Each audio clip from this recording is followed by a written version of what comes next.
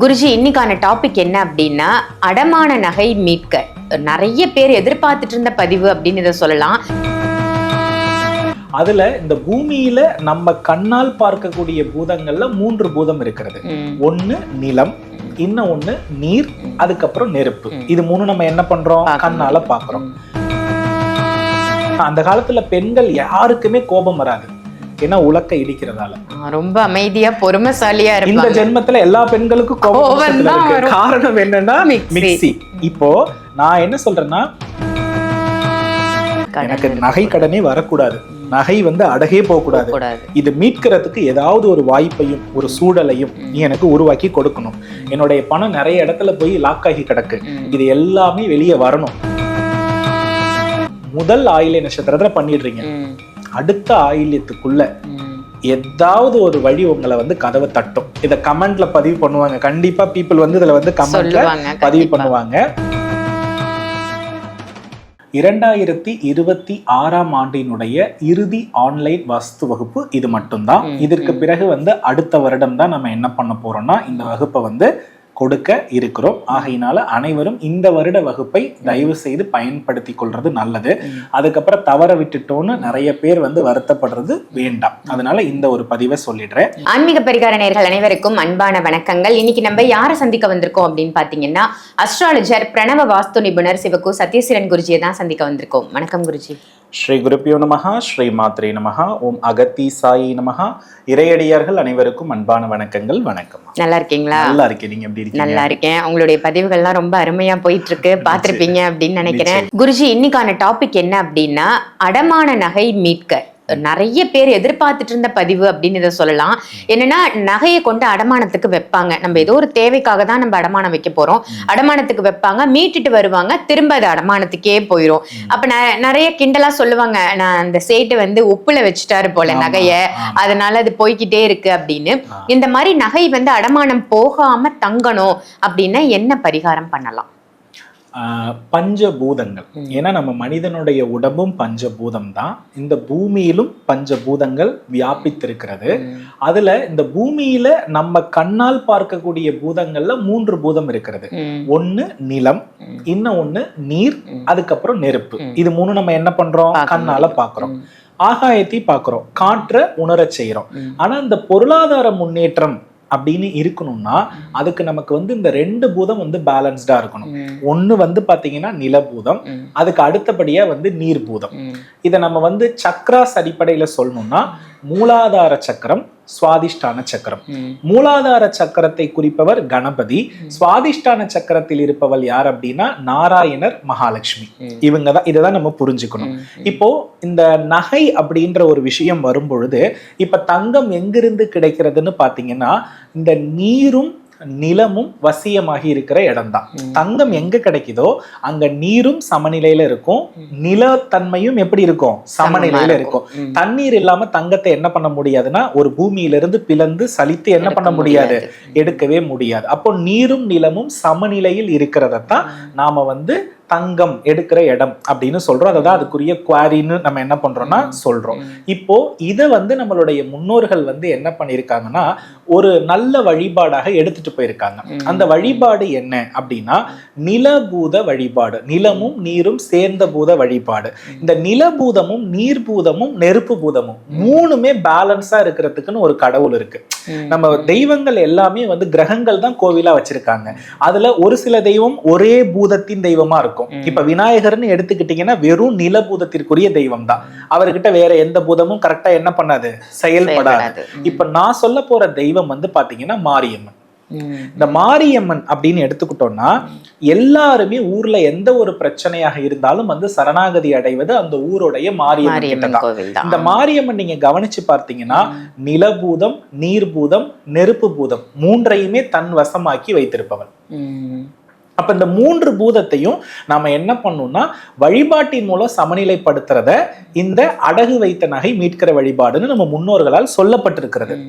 யாருடைய ஜாதகத்துல குரு நீச்சமாகி இருக்காரோ அவங்களுக்கு பாத்தீங்க அப்படின்னா நகை அடகு போய்கிட்டே இருக்கும். இந்த குரு நீச்சமாகி இருக்கிறத பவர்ஃபுல்லா மாத்துறது எது அப்படின்னா மாரியம்மன் வழிபாடு தான்.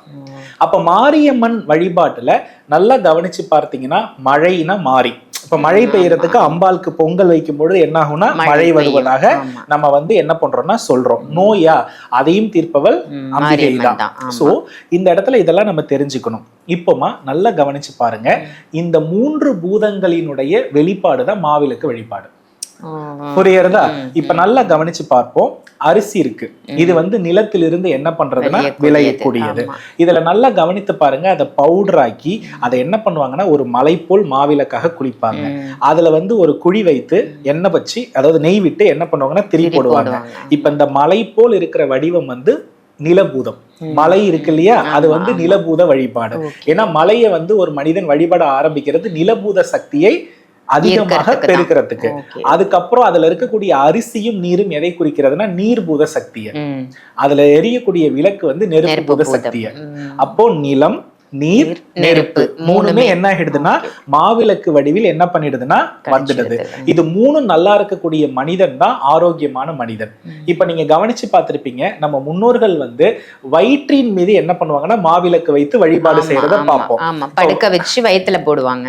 இப்ப நல்லா கவனிச்சு பார்த்தோம்னா நம்மளுடைய பிறப்புறுப்பு அவயத்தில் மூலாதாரம், தொப்புள் பகுதியில வந்து சுவாதிஷ்டானம், அதுக்கு மேல் இருக்கிறது வந்து பாத்தீங்கன்னா மணிப்பூரகம். இது 3 பூதமும் இப்படிதான் இருக்கு. கரெக்டா அந்த இடத்துலதான் மாவிளக்கு வச்சு குழந்தைய படுக்க வச்சு என்ன பண்ணுவாங்கன்னா ஏற்றி வழிபடுவாங்க. இது வந்து நம்ம உடம்புல இருக்க 3 பூதத்தையும் என்ன பண்ணுது, பேலன்ஸ் பண்ணுது. அந்த மாவிளக்கு பிரசாதம் சகல நோய்களையும் தீர்க்கக்கூடியதா நம்ம என்ன பண்றோம், நம்புறோம். கரெக்டா இல்லையா? இததான் நம்ம என்ன செய்ய போறோம்னா பூச நட்சத்திரத்துல பண்ண போறோம். சோ பூச நட்சத்திரம் அப்படி இல்லைன்னா ஆயில்ய நட்சத்திரம், இந்த 2 நட்சத்திரத்திலுமே இந்த வழிபாடு பண்ணலாம். 100% வெற்றி தரக்கூடியது வந்து ஆயில்ய நட்சத்திரம் தான். சோ ஆயில்ய நட்சத்திரத்துக்கு நீங்க கரெக்டா ஒரு மாரியம்மனை என்ன பண்ணிக்கணும்னா சூஸ் பண்ணிக்கணும். எனக்கு தெரிஞ்சு நீங்க ஃபேமான மாரியம்மன் எல்லாம் எடுக்க வேண்டாம். உங்க ஊர்ல மாரியம்மன் இருப்பாங்கல்ல, உங்க ஊர் மாரியம்மனை நீங்க கரெக்டா பாத்துக்கிட்டீங்க, அவங்களுக்கு தேவையானதை செஞ்சிட்டீங்கன்னா நீங்க தான் அந்த ஊருக்கு ராஜா. நிறைய பேர் இதை வந்து மாரியம்மனையும் கவனிக்க மாட்டேங்கிறாங்க. ஊர்ல உள்ள அம்மாவை விட்டுட்டு உலகத்துல உள்ள தெய்வங்களுக்கு எல்லாம் வழிபாடு நடக்கிறது. ஊர்ல உள்ள மாரியம்மன் வழிபட்டா நீங்க நல்லா கவனிச்சு பாருங்க, இந்த ஊர்ல உள்ள மாரியம்மனை தொடர்ந்து ஒருத்தன் கும்பிட்டு இருக்கவன் அந்த ஊருடைய பெருநிலைக்கிறாரா இருப்பான். அந்த ஊருடைய சொத்து கணக்கு பண்ணா யாருக்குப்பா அந்த ஊர்ல அதிக சொத்து இருக்குன்னு கேட்டா அந்த ஊர் மாரியம்மனுக்கு நிறைய பொருள் செய்தவர்கள் தான் நிறைய பேர் இருப்பாங்க. அப்போ இதுதான் இதுல இருக்கக்கூடிய அடிப்படை தத்துவமா. இப்ப 3 பூதமும் நமக்கு பேலன்ஸ் ஆயிடுச்சா, இத நம்ம என்ன பண்ண போறோம்னா ஆயில்ய நட்சத்திரத்துல மாவிளக்கு போட போறோம். இப்போ ஆயில்ய நட்சத்திரம் அப்படின்னாலே நமக்கு வந்து பாத்தீங்கன்னா உலக்கை அப்படின்னு அர்த்தம். இந்த ஆயில்ய நட்சத்திரத்தின் வடிவம் யாருன்னா வாராகி. கையில என்ன பண்ணிருப்பாங்கன்னா உலக்கை என்ன பண்ணிருப்பாங்க வைத்திருப்பாங்க. இப்ப மாவிளக்கு இடிப்பதற்கு எது பயன்படுது, உரல், உலக்கை. ஏன்னா மாவிளக்கு உண்மையா பர்ஃபெக்டா வேலை செய்யணும்னா விரதம் இருந்து இடித்த மாவிளக்குலதான் செவ்வாய் நீச்சமாகும். ஒவ்வொரு முறை நீங்க மாவிளக்கை இடிக்க இடிக்க செவ்வாய் பகவான் நீச்சமாகிறாரு, கடன் நீச்சமாகுதுன்னு அர்த்தம். அதனால மிக்சியில வந்து அப்படியே 5 நிமிஷத்துல அது செவ்வாய் உச்சம். செவ்வாய் நீச்சமாகணும்னா அந்த காலத்துல பெண்கள் யாருக்குமே கோபம் வராது, ஏன்னா உலக்கை இடிக்கிறதால. ரொம்ப அமைதியா பொறுமைசாலியா இருக்கு. இந்த ஜென்மத்துல எல்லா பெண்களுக்கும் கோபம் இருக்கு. காரணம் என்னன்னா மிக்சி. இப்போ நான் என்ன சொல்றேன்னா ஜிம்முக்கு போய் பர்ஃபெக்ட் ஆகணும்னு தம்பிள்ஸ் தூக்குறதுக்கு பதிலா உலக்கையவே நீங்க என்ன பண்ணலாம், ஒரு ஒர்க் அவுட்டா பண்ணலாம். இது எங்க நடக்கிறது அப்படின்னா சிறுவாச்சூர் மதுரகாளியம்மன் கோவில்ல உலக்கையில வந்து பாத்தீங்கன்னா அரிசி மாவு வந்து இடிச்சு போடுற மாவிளக்கு தான் சக்தி அதிகம். இதுதான் உண்மை. ஓகேவா? அந்த உலக்கை வேற யாரும் இல்ல, அது செவ்வாய் காரகத்துவம், அது வீட்டுக்காரர். உரல் வந்து பாத்தீங்கன்னா பெண். அப்போ இது 2ம் இடிக்கும் பொழுது சிவமும் சக்தியும் ஒன்று சேருவது போல இதோடைய தத்துவம். உலக்கையும் உரலையும் அம்மியையும் அதே போல வந்து அந்த அம்மி உரலையும் அடிக்கடி பிடித்து சமைக்கக்கூடிய வீட்டுல ரொம்ப பாசிட்டிவான வைப் இருக்கும். நீங்க நல்லா கவனிச்சு பாருங்களேன், நம்ம வீட்டோடைய ஒரு சாதாரணமா நம்ம பணிப்பெண்கள் இருப்பாங்க, அவங்க இந்த வேலையெல்லாம் பார்ப்பாங்க. ஆனா அவங்களுடைய வாழ்க்கையை பார்த்து பணக்காரங்க நாம பொறாமப்படுவோம், அவங்க கணவன் மனைவி ஒற்றுமையை பார்த்து நாம வந்து பொறாமப்படுவோம். காரணம் இந்த மாதிரியான பொருள் எல்லாம் அவங்க வாழ்க்கையின் அடிப்படையில இயல்பா செஞ்சிட்டு இருக்கிறதுல அவங்க கிட்ட இருக்கிற மகிழ்ச்சி நமக்கு கோடி ரூபாய் கொடுத்தாலும் வராது. இதுதான் அதுல இருக்கிற யதார்த்தம். அப்ப இந்த மாவிளக்கு வழிபாடு பண்ணணும், நகையை நீங்க மீட்கணும்னா இந்த அரிசி மாவு கண்டிப்பா மாவிளக்கு போடுறத உலக்கையில மட்டும்தான் இடிக்கணும். மிக்சிக்கு இது ஆப்ஷன் இல்லைன்னாலும் வாங்கியாவது இடிச்சு நம்ம பண்ணணும். இல்லைன்னா அம்மியில அரைச்சிக்கோங்க. அம்மியில அரைக்கிறதுக்கு உலக்கையே பரவாயில்லை. புரியறதா? இது வந்து வேற எந்த வடிவிலும் இந்த ஆயில்ய நட்சத்திரம் சாட்டிஸ்ஃபைடு ஆகணும்னா ஆகாது. குருஜி எங்களுக்கு உடம்பு முடியல, கை முடியல, இதெல்லாம் கதையே வேண்டாம். நமக்கு கர்மாவால தான் நோய் வருது, அது சரியாகணும்னா உலக்கை வழிபாடு தான் நமக்கு பெஸ்ட். இன்னும் ஒரு பெண்ணை கூட நீங்க என்ன பண்ணிக்கலாம்னா இடிக்கிறதுக்கு வச்சுக்கலாம், ஒரு தப்புமே கிடையாது. மாவிளக்கு போட்டு நேரா மாரியம்மன் கோவிலுக்கு போறீங்க.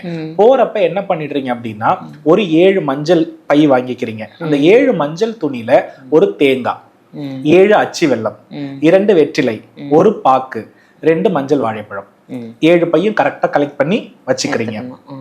அம்பாளுக்கு போயிட்டு அந்த மாவிளக்க ஆயில்ய நட்சத்திரத்துல நல்லபடியா படைச்சிட்டு, என்னுடைய கடன் சுமையெல்லாம் தீரணும். இதுக்கு பிறகு என்ன இருக்கக்கூடாது, எனக்கு நகை கடனே வரக்கூடாது, நகை வந்து அடகே போகக்கூடாது. இது மீட்கிறதுக்கு ஏதாவது ஒரு வாய்ப்பையும் ஒரு சூழலையும் நீ எனக்கு உருவாக்கி கொடுக்கணும். என்னுடைய பணம் நிறைய இடத்துல போய் லாக் ஆகி கிடக்கு, இது எல்லாமே வெளியே வரணும் அப்படின்னு நீங்க என்ன பண்ணுங்கன்னா, மாவிளக்க கையில ஏந்தியபடியே அம்மா கிட்ட என்ன பண்ணுங்க, வேண்டுங்க. வேண்டி முடிச்சதுக்கு பிறகு என்ன பண்ணணும்னா, அந்த மாவிளக்கு இருக்கிறது இல்லையா, அந்த மாவிளக்கு அங்க வரக்கூடிய பக்த கோடிகளுக்கு முதல்ல நாம சாப்பிட்டுட்டு, இல்லைன்னா ஒரு சின்ன பெண் குழந்தைக்கு முதல்ல கொடுத்துட்டு, பக்தர்களுக்கு கொஞ்சம் ஒரு மாவிளக்கு எடுத்து விநியோகம் பண்ணிடலாம். இது போடுறது வந்து அதாவது 3 மாவிளக்கு போடுறது ரொம்ப நல்லது. அதுல ஒரு மாவிளக்கு மட்டும் விநியோகம் பண்ணலாம். 2 மாவிளக்க வீட்டுக்கு என்ன பண்றீங்கன்னா எடுத்துட்டு வந்துடுங்க. அந்த 7 மஞ்சள் பை இருக்கு தெரியுமா, அந்த 7 மஞ்சள் பைய அந்த ஆலயத்தில் உள்ள அர்ச்சகர்கள் இருப்பாங்க தெரியுமா, அவங்களுக்கு கொடுத்துடணும். ஒரு பசு தானம் செய்ததற்கும் இந்த தேங்காய் பழம் அச்சி வெல்லம் வந்து ஒரு பிராமணனுக்கு கொடுப்பதற்கும் ஒரே பலன். கோதானம் பண்ண பலன் கிடைக்கும். 7 கோவை வந்து நீங்க தானம் பண்ண பலன் ஆயில்ய நட்சத்திரத்துல பண்ணும் பொழுது இது அவங்களுக்கு கிடைக்குது. ஓகேவா? இது இன்னும் ரொம்ப சிறப்பான டெம்பிள் என்னன்னா, புற்றோடு தொடர்புடைய மாரியம்மன் ரொம்ப சிறப்பு. புற்று பேஸ் பண்ணி இருக்கிற மாரியம்மனுக்கு இன்னும் சிறப்பு. அப்படி புற்றோடு இருந்ததுன்னா, முதல்ல புற்றுக்கு மஞ்சள் தூள் குங்குமம் எல்லாம் தூவிட்டு வழிபட்டுட்டு, விநாயகரை வழிபட்டதுக்கு பிறகு கோவிலுக்கு வந்து மாவிளக்கு ஏற்றி இந்த தானத்தை பண்ணிட்டு வேண்டிட்டு வந்துருங்க. இத பண்ணிட்டீங்கன்னா முதல் ஆயில்ய நட்சத்திரத்துல பண்ணிடுறீங்க. அடுத்த ஆயில்யத்துக்குள்ள ஏதாவது ஒரு வழி உங்களை வந்து கதவை தட்டும். இத கமெண்ட்ல பதிவு பண்ணுவாங்க. கண்டிப்பா பீப்புள் வந்து இதுல வந்து கமெண்ட்ல பதிவு பண்ணுவாங்க. இதை மட்டும் கரெக்டா ஃபாலோ பண்ணா போதும். அம்மாவுக்கு ஏதாவது கொடுக்கணுமா, மாரியம்மனுக்குன்னா கொடுக்கணும். என்ன கொடுக்கணும்னா, அம்பாள் வந்து அக்னி கிரீடம் தரித்தவள், அதனாலதான் அவகிட்ட நெருப்பு தத்துவமும் இருக்குன்னு சொல்லியிருக்கேன். அவளுக்கு சாந்தி பண்றதே எது அப்படின்னு பார்த்தோம்னா வெள்ளை நிற வாசனை மலர். அது அம்பாளுக்கு கொடுத்தீங்கன்னா ரொம்ப சந்தோஷப்படுவாங்க. அதை கொடுத்து இதை மட்டும் வேண்டி பாருங்க, வாழ்க்கையில அதுக்கப்புறம் நகை அடகே போகாது. அதாவது முதலீடாக வச்சிருக்கக்கூடிய நகைகள் கூட வைக்கலாம், ஆனா ஒரு நோய்க்கோ ஒரு எமர்ஜென்சிக்குனோ உங்களுடைய நகை அடகே போகாது. திரும்ப வந்து எல்லாம் சரியாரு. நீங்க ஃபர்ஸ்ட் ஒரு வார்த்தை சொன்னீங்கல்ல, என்னன்னா பானைக்குள்ள கொண்டு போய் நகையை உப்பு போட்டு வச்சுட்டாங்க. ஆக்சுவலி அது உண்மை.